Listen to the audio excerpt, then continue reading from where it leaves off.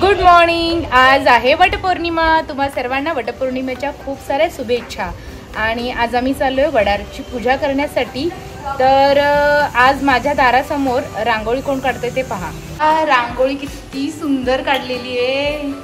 ही आहे आमची एक बाजूला राहते ते नेबरची सिस्टर आहे. खूप सुंदर रांगोळी काढते. तर तिलाच म्हटलं आज रांगोळी काढ आमच्या इथे. ही पहा, वाव केवढं मोठं वडाचं झाड, खूप सुंदर. आणि तिच्या इथं पण तिने रांगोळी काढलेली आहे. चला पूजा करायला या सर्वांनी पटापट. मिन्नू नागडा आहे, नागडा मिन्नू, नागडा मिन्नू. मग राग किती आला त्याला. पिलू पिलू बदमाशगिरी करतो ना पिलू. काका गेले ऑफिसला.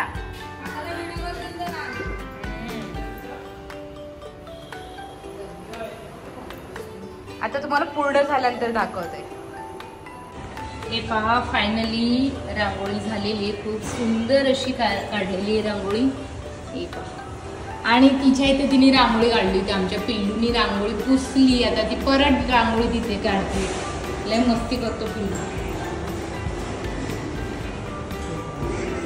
आणि अशी सुंदर अशी रांगोळी काढलेली आहे. तर तुम्हाला रांगोळी कशी वाटली ते पण कमेंट.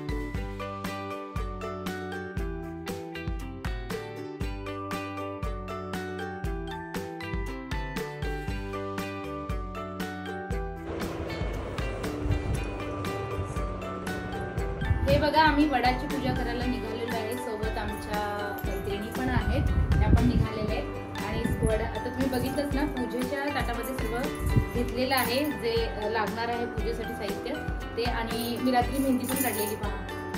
हे पण दाखव या. चल.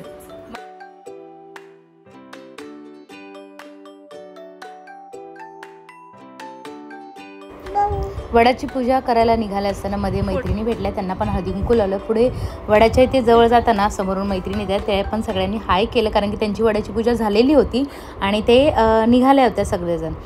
तिथून पुढे एक काकी भेटली. काकी बोलली, चल माझ्यासोबत तू एक फोटो काढ. मग काकीसोबत फोटो काढला आणि त्यानंतर मी वडाच्या झाडाची पूजा करायला सुरुवात केली.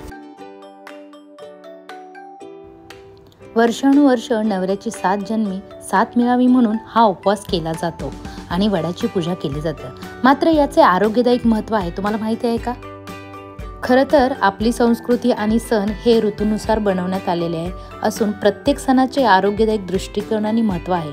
वातावरणात होणाऱ्या बदलानुसार वटपौर्णिमेचा सण साजरा केला जातो. आधी याला धार्मिक वळण होतं, मात्र शिकलेल्या पिढीला याचे शास्त्रीय आणि आरोग्याच्या दृष्टीने महत्त्वाचे आहे. वटपौर्णिमा ही नेहमी पावसाळ्यात येते. साधारणतः पाऊस सुरू झाला की वटपौर्णिमेचा सण असतो. या काळात वातावरणात बदलामुळे अनेकदा आजाराचे प्रमाण वाढते. या आजारापासून दूर राहण्यासाठी यावे म्हणून वडाच्या झाडाचा फायदा करून घेण्यात येतो. वडाच्या झाडापासून 24 तास ऑक्सिजन मिळते. पूर्वी घराबाहेर महिला पडत नव्हत्या. वडाच्या झाडाच्या पूजेचे निमित्ताने ऑक्सिजन अधिक मिळण्याचा आणि आजारापासून दूर राहण्यासाठी मदत व्हायची. आजही प्रदूषणाच्या या जगामध्ये वडाच्या झाडापासून ऑक्सिजन मिळण्याचा अधिक ताजे प्रसन्न राहण्यात मदत मिळते. वडाच्या झाडाची मुळं खोलवर पसरलेली असतात. वडाच्या मुळांचं नातं जसं मातीशी घट्ट राहतं तसंच आरोग्याशी घट्ट नातं राहावं आणि आरोग्याचं वडाप्रमाणेच चांगले राहावे यासाठी वडाच्या झाडाची पूजा केली जाते. हे शास्त्रीय कारण आहे. म्हणूनच वडाच्या झाडाची पूजा करून आम्ही सर्वजण मैत्रिणी पुन्हा एकमेकीला हळदी कुंकू लावून एकमेकीच्या पाया पडून आम्ही जो वडाचा कार्यक्रम आहे तो पूर्ण केला.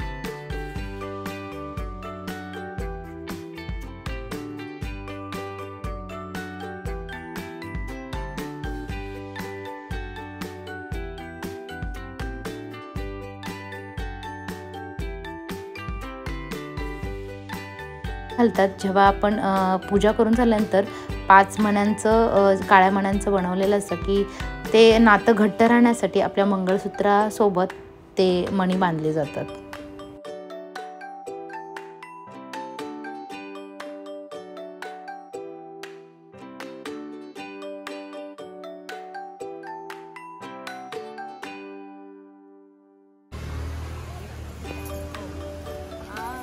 वडाची पूजा करून झाल्यानंतर आम्ही सर्व मैत्रिणींनी फोटो काढले, व्हिडिओ शूटिंग केले, खूप मज्जा केली. सर्व मैत्रिणी ह्या निमित्ताने एकत्र भेटलो आणि खूप आनंद वाटला.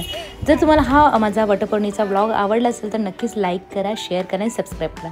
आणि माझ्या अजून जर तुम्हाला पोस्ट पाहायचे असेल तर इंस्टाग्रामवरती तुम्ही मला फॉलो करा, तिथे मी सर्व माझ्या पोस्ट टाकलेल्या आहेत. चला पुन्हा भेटू आपण पुढच्या व्हिडिओमध्ये. तोपर्यंत थँक्यू सो मच.